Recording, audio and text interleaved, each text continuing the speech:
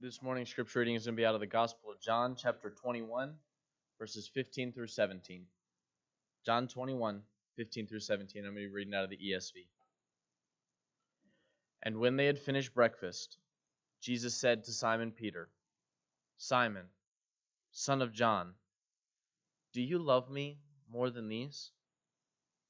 He said to him, "Yes, Lord, you know that I love you." And so he said to him, "Feed my lambs."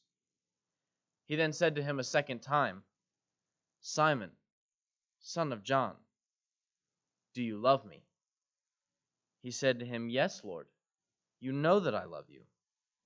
He said to him, "Tend my sheep." He then said to him the third time, "Simon, son of John, do you love me?" And Peter was grieved because he had said to him a third time, "Do you love me?" And he said to him, "Lord, you know everything. You know that I love you." Jesus said to him, "Feed my sheep."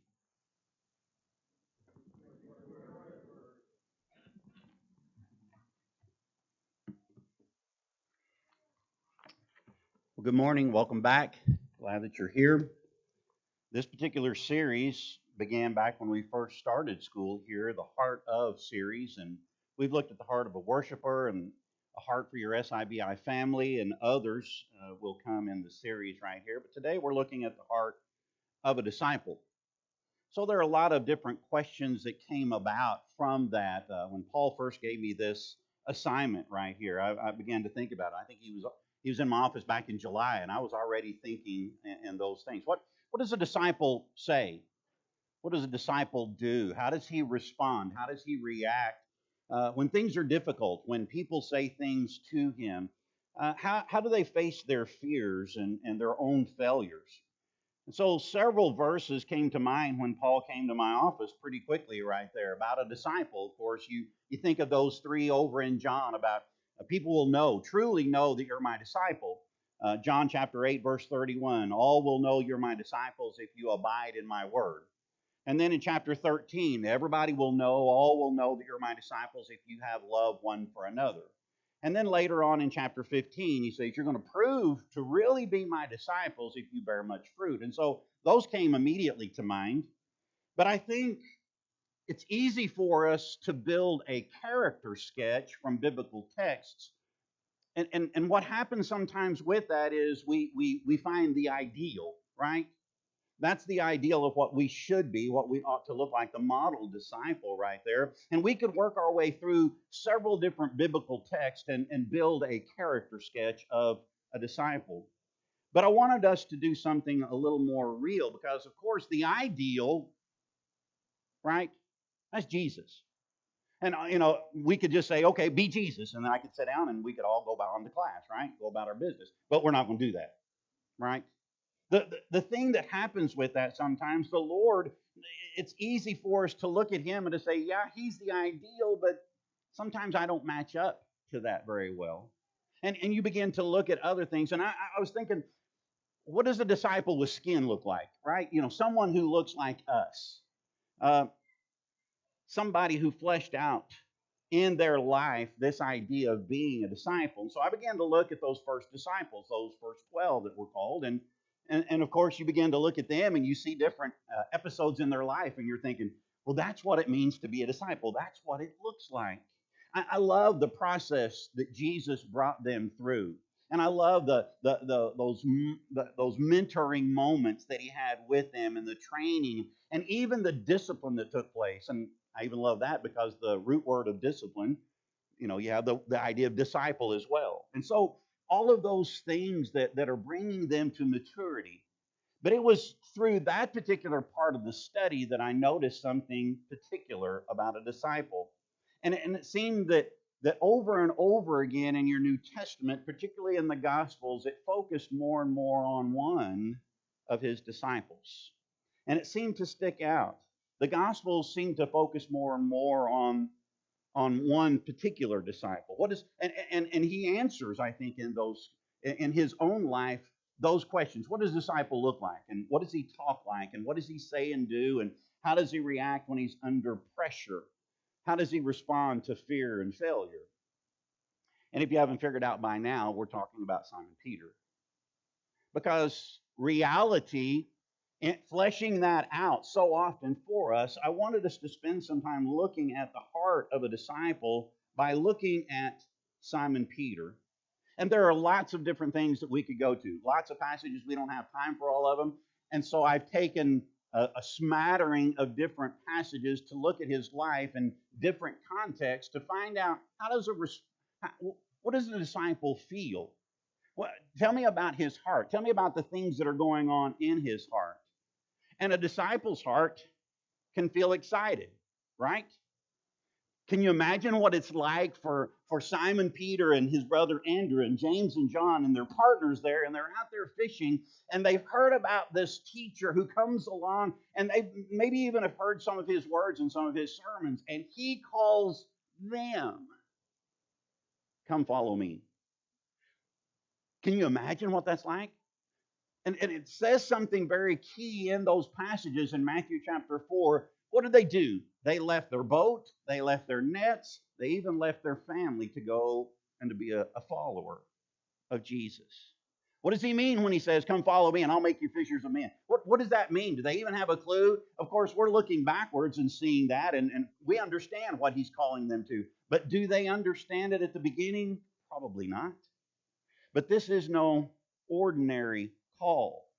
If you look over in John chapter 1 and looking at that passage, it went in that first call right here, and things are first beginning. Andrew goes and finds Simon Peter. Do you remember?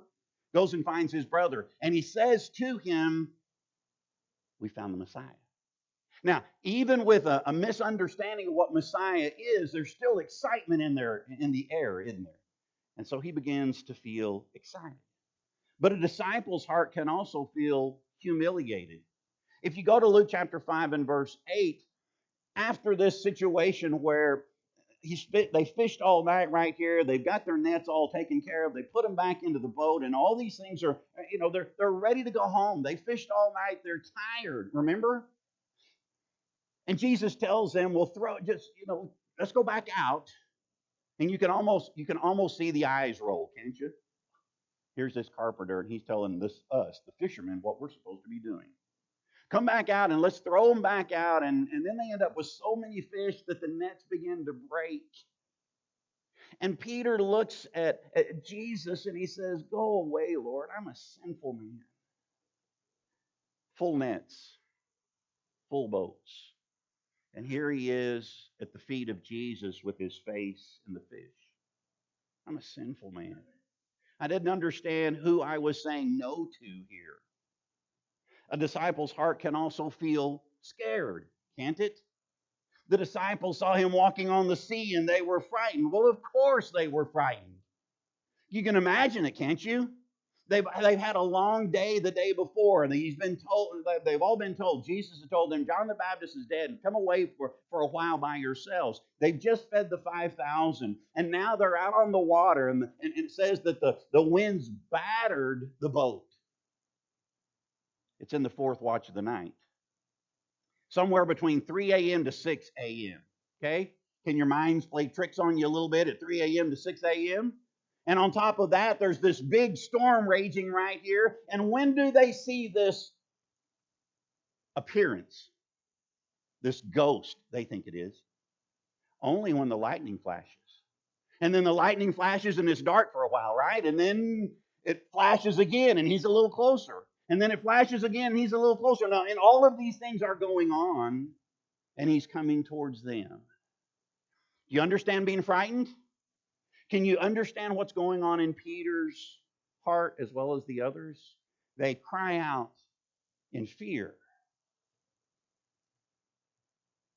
A disciple's heart can also feel challenged. In that same context, in Matthew chapter 14, right there, Peter does the unthinkable. Who says what he says here? Who in the world is going to see a ghost coming towards them and is going to challenge the ghost, if they really believe it's a ghost right here? Hey, tell me to come to you walking on the water. Whose mind thinks like that? I don't know of anybody who expects that to actually take place. And yet you see Peter with his foot and his leg climbing over the boat to get out on the water to walk with Jesus. We often beat up on Peter for his lack of faith, but not here. Not here. You see, while we look at Peter because he sinks after he's walked for a little while, where are the rest of the apostles? They're still in the boat, aren't they? Bunch of boat potatoes. They're not climbing out of that boat for anything, are they? But Peter is. A disciple's heart can feel challenged. A disciple's heart can also feel angry and fearful and amazed, all in the same story. In Mark chapter 5, verse 38, you understand, here they are on the water again, over and over again in Peter's life, it seems to surround the water because he's a fisherman. But here you have him, and he's, I don't know the picture you have in your mind, but I'm guessing he's not just a little frustrated right here. How in the world, first of all, we're bailing water, where the wind is contrary to us, we're trying to get to shore right here, and you're asleep? How can you be asleep? This fierce gale, and our boat is filling up with water, and you're over there asleep. But once Jesus wakes up, you remember, all he has to say is, hush, be still. And it says in that text, in this particular context, that Peter and the rest of them, they were amazed. They were wondering, who is this that even commands the winds and the waves? A disciple's heart can feel angry, fearful, and amazed. A disciple's heart can also feel elated and then confused. How is it in Matthew chapter 16, in these two contexts right here that are so close together, that one time Jesus is patting him on the back and the next time he's pushing him away? How is that possible? Because the first one, you remember, Jesus is asking them, who do people say that I am? Well, some say John the Baptist and the prophet. Yeah, but who do you say? And Peter comes up with that marvelous statement. You're the Christ, the Son of the living God. Blessed are you, Simon Bar-Jonah, because flesh and blood did not reveal that to you, but my Father who is in heaven.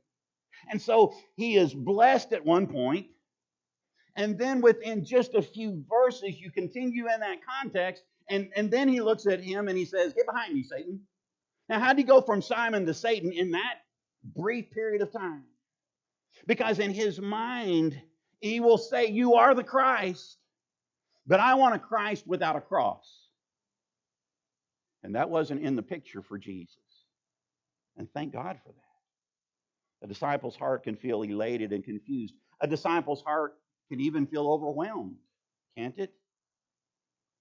Luke chapter 9, verse 33. Oh, Peter, don't you love him? Peter goes, he goes with him along with James and John, and they go up on the mountain. And it says that this is 8 days later, after he's talked to them very specifically about the cross. And he ascends the mountain to pray in that context. And what happens? Well, they get groggy, a little bit sleepy right here. I don't know if that's because of what's about to take place. But when they wake up and when they look up, they see not only Jesus, but they see who? Elijah, Moses. And Peter kind of just runs off at the mouth, doesn't he? I think he's just overwhelmed by everything that's taking place in front of him right here. And it's good for us to be here. Let's build some tabernacles. And he's just all over the place.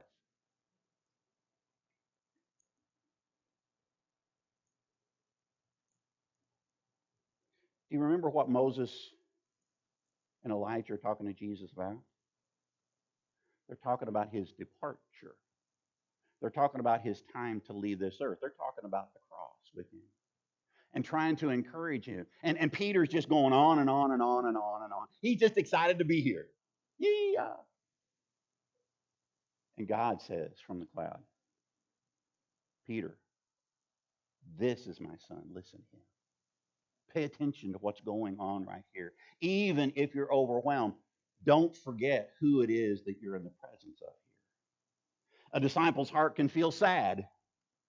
In John chapter 14, it's time It says right before that, it's time for Jesus to be glorified. And he tells Peter, you can't follow me right now. I know what you're saying. I know you're telling everybody in front of everybody, oh, I would never deny you. But you will deny me, Peter. And this trip that I'm taking right here, this trip that I'm going on is to prepare a place for you. I want you to be with me. I want you to know that this is going to take place and you're going to come and live with me forever. That's why I'm leaving. A disciple's heart can feel devastated. Because in Luke chapter 22, you've got this horrible picture right here. A picture of Peter who wants to follow but can't. Who wants to follow closely, but he follows at a distance instead. And he wants to be around Jesus, but he doesn't want to be so close that he is noticed as being one of his followers. And he denies him.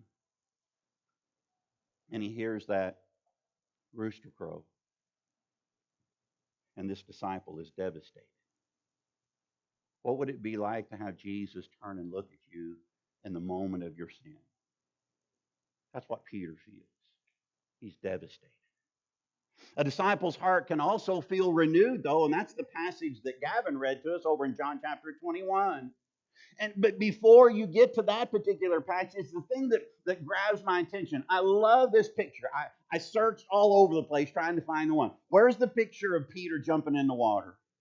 It says they're only about 100 yards away from, but they got the full nets, and you're not going to leave the nets behind because it's full of fish again. It's back to what was taking place before. The very first time he was called, you remember? The full nets, and here it is this time, and it's happened again. Who is that up there on shore? Well, not really sure exactly right here, but he's telling us to throw the nets on the other side again, and we'll have a catch. Oh, and when the nets are full, they realize it's the Lord. Food and fellowship follow. We've got the fire there on the shore, and words of challenge and words to reinstate Peter. What we're so often struck by in Peter's behavior in all of these stories seems to be his inconsistencies, doesn't it? Have you noticed? He's up and down. He's experienced some of the most incredible highs, and he's had some of the lowest lows, has he not? He's a man of extreme contrast. He confesses Christ at one point, denies him at another. He walks on water in one moment, and he's sinking in that same water in the next. He's a person of great faith in one episode and a man of little faith in another. He's a man who's running from the Lord in the garden and swimming toward him just days later. So which is it, Peter? Are you that mature disciple, or are you one of those children who are tossed here and there by every wind of doctrine and deceitful scheme? Who are you, Peter? And maybe you're even asking yourself this morning, Kevin, out of all the examples you could have chosen, why in the world are you looking at Peter? Peter's misadventures and his inconsistencies. Kevin, it would have been better if you'd just stuck with the passages. Just build that ideal right here. Let's quit looking at him, because when you look at Peter, you're going, I'm not really sure that's the greatest example of the heart of a disciple, because he's just all over the place. Perhaps the questions that are on your mind are there this morning, but I've got a few questions for you as well.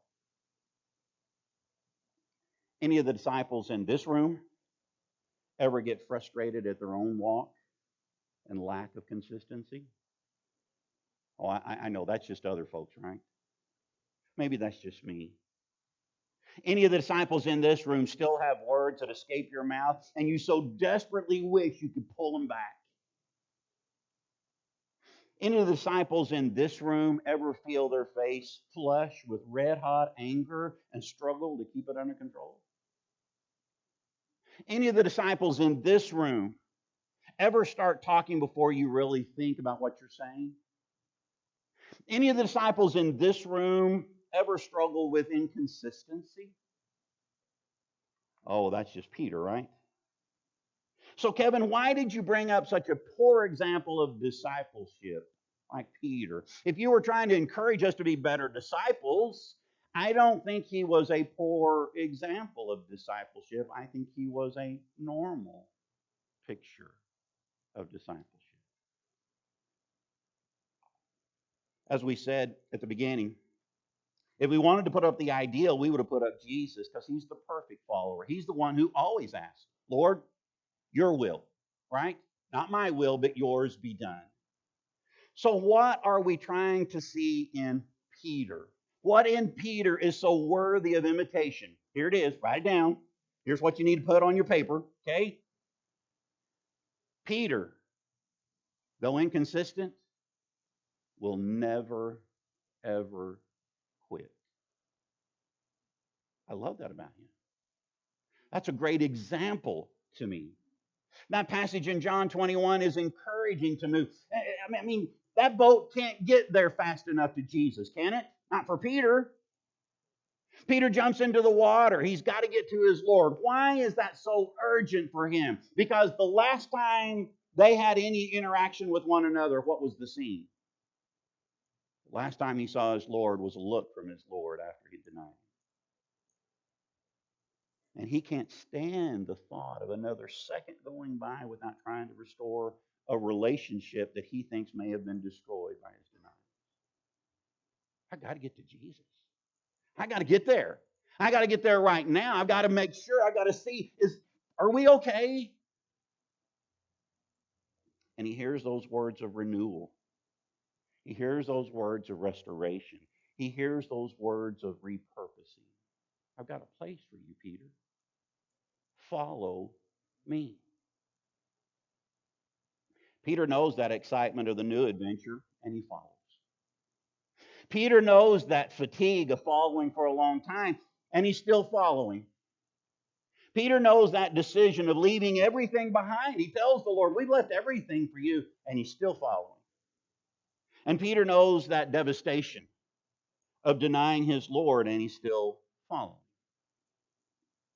But Peter also knows the elation of being put back into service, when what he deserves is probably dismissal, and he's still following.